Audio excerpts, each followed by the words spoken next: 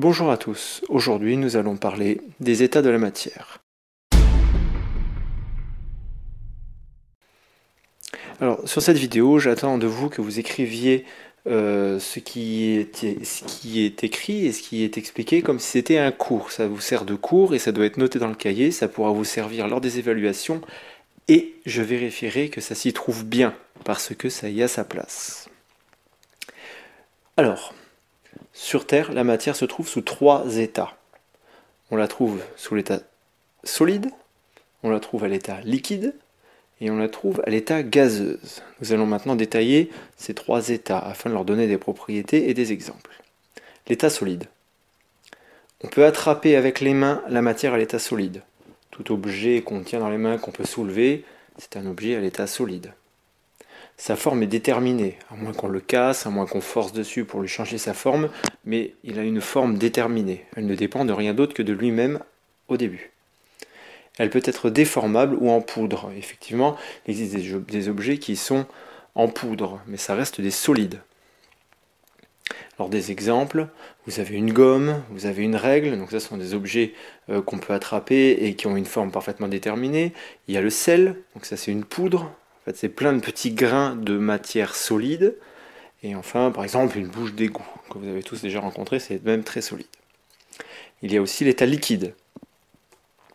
On peut verser la matière à l'état liquide, d'un verre vers un autre verre par exemple, ou plutôt même d'un bécher vers un autre bécher.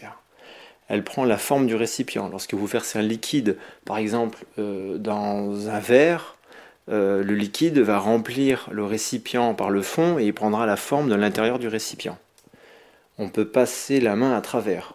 Je suppose que vous avez tous essayé de nager dans l'eau, vous avez réussi à traverser l'eau avec votre main. Donc des exemples de liquide, par exemple il y a l'essence, je vous déconseille d'aller nager dans l'essence, mais vous comprenez que c'est un liquide. Le jus d'orange, il prend bien la forme du verre, on peut le verser d'un verre vers l'autre, on peut le verser d'une bouteille vers le verre, on peut le verser même du verre vers la bouche, et le lait, on peut faire les mêmes remarques. Enfin, l'état gazeux. La matière à l'état gazeux est souvent invisible. Ne pensez pas qu'on voit les gaz, la plupart du temps ils sont invisibles. Il y a très peu de gaz qui sont visibles. Il y a très peu de gaz qui ont une couleur. Elle occupe toute la place disponible. C'est-à-dire qu'en fait, dès que vous avez un gaz quelque part, il occupe tout l'espace qu'il est à sa portée. Par exemple, lorsque vous êtes dans une pièce, il y a du gaz qui remplit la salle du sol vers le plafond. Tout le temps. Quand vous avez un verre, même si vous me dites qu'il est vide, en fait non, il est plein d'air. Ou plein d'un autre gaz si jamais vous avez mis un autre gaz dedans.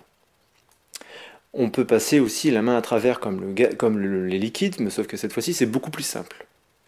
Des exemples de gaz, donc il y a l'air, il y a le gaz carbonique qu'on rencontre la plupart du temps à la sortie des pots d'échappement, en tout cas c'est ici que vous le rencontrez vous le plus souvent. Attention, il est invisible. Les fumées qu'on voit derrière, ce ne sont pas du gaz, c'est une sorte de poudre, c'est un solide sous forme de poudre. Mais le gaz carbonique est quand même présent et il est invisible. Et enfin, on le voit par exemple sous forme de gaz naturel. Alors chez vous, vous le rencontrez sous deux formes, où il arrive par les tuyaux, ou alors parfois il est stocké dans des grandes bonbonnes de gaz, c'est du gaz naturel. Voilà, donc je insiste bien sur le fait que tout ce qui est écrit ici doit être noté, vous respectez ce qui est écrit, vous pouvez en rajouter évidemment, mais le minimum que je dois trouver dans votre cahier, c'est ce qui est ici. Et c'est ce que j'attends trouver dans les cahiers pour l'évaluation. Voilà, et bien ceci étant dit, je vous souhaite à très bientôt en classe. Au revoir.